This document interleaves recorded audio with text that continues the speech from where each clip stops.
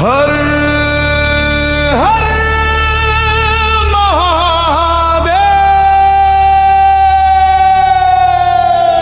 अब चलते हैं काल पुरुष की तरफ।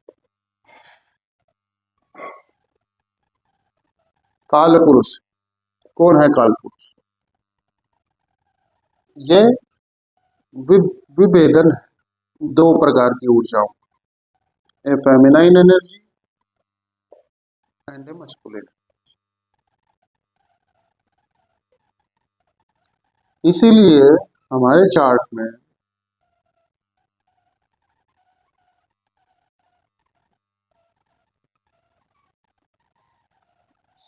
जो 6 हाउसेज होते हैं वो फेमिनाइन होते हैं और जो 6 हाउसेज होते हैं वो फेमिनाइन। सो प्रत्येक पर्सन जो भी इस दुनिया में पैदा हुआ है वो इक्वली मस्कुलिन और फेमिनाइन, जेंडर की बात नहीं कर रहे हैं, एनर्जियां, एक फेमिनाइन एनर्जी एक मस्कुलिन, ये दो मिलके ही किसी चीज का निर्माण कर सकते हैं। ये यूनिवर्सल लॉ है, हम नहीं बोल रहे हैं ये। और ये अद्वैत सिंगुलर फॉर्म है, ये मतलब एक में ही काम कर रहे हैं दोनों, बस एनर्जी है दो, टू बी बैलेंस, यहाँ पर बैलेंस स्थापित करने के लिए अलग अलग तरीके से लोग अलग अलग नामों से जानते हैं इन्हें। कोई इन्हें शिव शक्ति के नाम से जानता है, कोई इन्हें माँ काली महाकाल के नाम से जानता है, कोई उन्हें राधा कृष्ण के नाम से जानता है, कोई कुछ। बट एक्चुअली ये हर आदमी के साथ हो रही क्रिया है यूनिवर्सल, जो मेरे साथ भी है, आप लोगों के साथ भी, सबके साथ इक्वली है। मेरे चार्ट में भी 6 फेमिनाइन 6 मस्कुलिन एनर्जी और आपके चार्ट में भी 6 फेमिनाइन और 6 मस्कुलिन। ओके, क्या है काल पुरुष? तो ये यहाँ इस काल से हम माँ काली को बोलते हैं, महाकाली। पुरुष कौन हुआ? उनकी जो मस्कुलिन एनर्जी है वो है महाकाल। ये समय के विषय में चर्चा नहीं है। काल जो है ये टाइम नहीं, ब्रह्मांड में टाइम डजंट एग्जिस्ट, यूनिवर्स में टाइम एग्जिस्ट नहीं करता है। यूनिवर्स कंटिन्यूअसली खुद को एक्सपेंड करता है। तो इसलिए वहां पर समय का कोई निर्धारण नहीं, समय का निर्धारण हम लोगों ने अपनी सुविधा अनुसार किया। ओके, तो ये महाकाल और महाकाली की जो एनर्जी है, इस एनर्जी के मतलब एक महाकाल महाकाली बोलो, जो आपका मन करे वो बोलो, बट जैसा फेमिनाइन एंड मस्कुलिन, तो ये दोनों मिलकर ही किसी चीज का निर्माण कर सकते हैं। अदरवाइज दुनिया में जीव निर्माण संभव नहीं, जीवन नहीं हो सकता है। अगर जीवन होगा तो ये दोनों एनर्जियां होंगी, और अगर ये दोनों एनर्जियां सिमिलर फॉर्म में काम नहीं कर रही हैं तो जीवन घटित नहीं हो सकता। अगर मंगल ग्रह पर जीवन नहीं है, दैट मीन वहां पर इन दोनों एनर्जियों का बैलेंस नहीं बन सकता है। साइंस अलग अलग चीजें बताता है हमें, बट एक्चुअल क्या है कि जहां इन दोनों एनर्जियों का बैलेंस नहीं बनेगा वहां पर जीवन नहीं होगा। तो इसकी पूरी संभावना कहाँ है? अर्थ पर। यहाँ जीवन इसीलिए घटित हुआ है क्योंकि यहाँ आके ये दोनों बैलेंस रूप में काम करते हैं, इक्वल एंड अपोजिट एनर्जी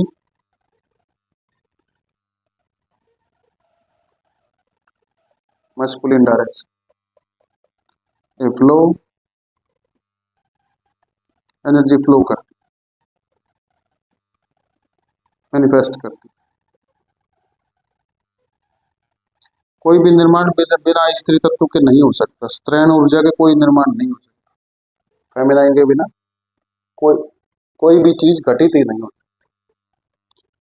और मस्कुलिन के बिना डायरेक्शन और ये स्टिलनेस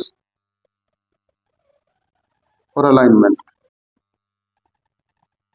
ये नहीं हो सकता। ये सब हमारे चार्ट में होता है, ये सब हमारे कुंडली में है और ये यूनिवर्स ने हमें दिया है।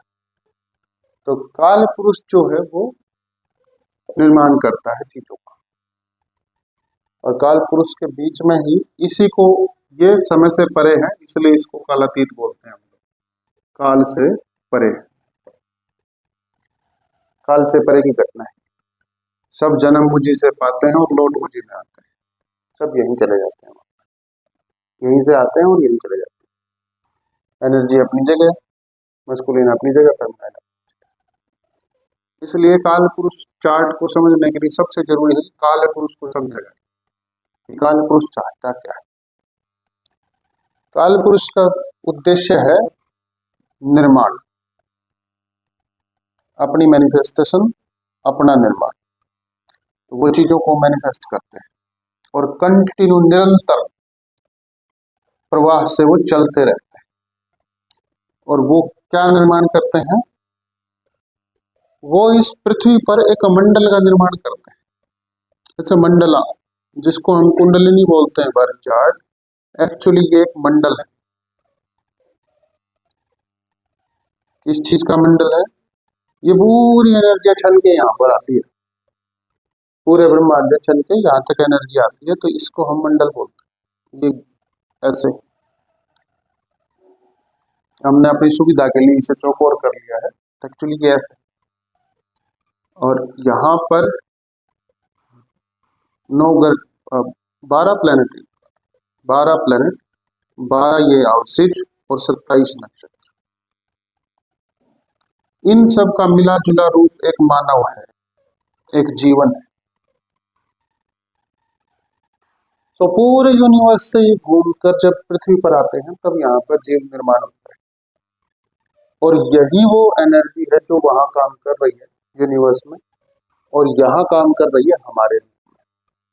इसलिए हमारे जो पुराना ज्योतिष शास्त्र है और उसके बाद भी बहुत फिलोसफर हुए हैं, उन्होंने बोला है यथा पिंडे तथा ब्रह्मांडे।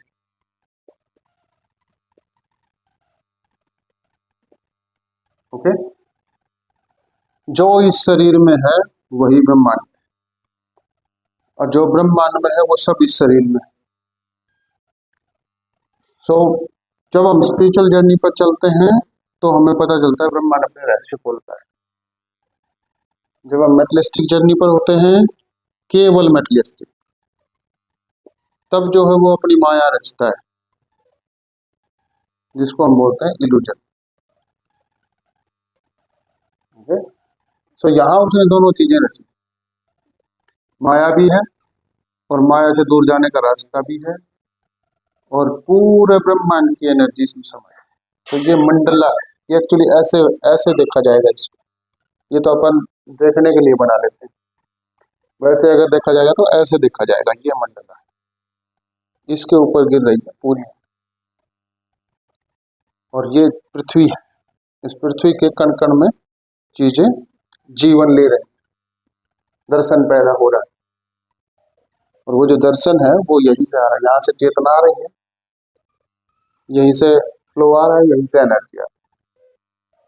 तो अपने आप को डिकोड करने के लिए हमें, जो पुराने ऋषि मुनि थे उन्होंने क्या दिया, 12 प्लेनेट,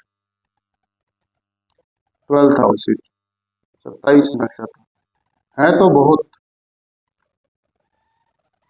है, तो हजारों यहाँ पर, इसके बीच में हजारों प्लेनेट है, हजारों नक्षत्र है, हजारों उपग्रह हैं, जिसको हम उपग्रह बोल देते हैं, मतलब कुछ भी बोल रहे हैं, सब कुछ है। लेकिन उन्होंने विशेष तौर पर ये इन एनर्जियों को शामिल किया, ये उनका शोध है, ये उनका आविष्कार है, डिस्कवरी।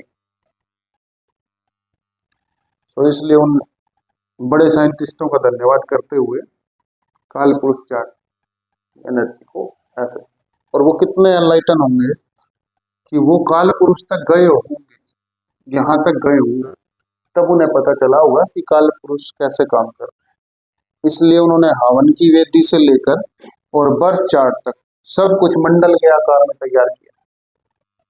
ये मंडला है, ऊपर से गिरती हुई एनर्जी को ग्रहण करने का स्रोत, जिसको सोर्स बोलते हैं। एस्ट्रोलॉजी को जानना, समझना और खुद से अलाइन कर लेना, ये बहुत जरूरी है दुनिया के लिए, बहुत जरूरी विषय है। क्योंकि एस्ट्रोलॉजी जो है वो एस्ट्रोलॉजिकल फिनोमिनो, घटनाओं का एक समूह है कि इस ब्रह्मांड में कैसे क्या घटनाएं हो रही हैं, उन घटनाओं से हम खुद को कैसे अलाइन करें।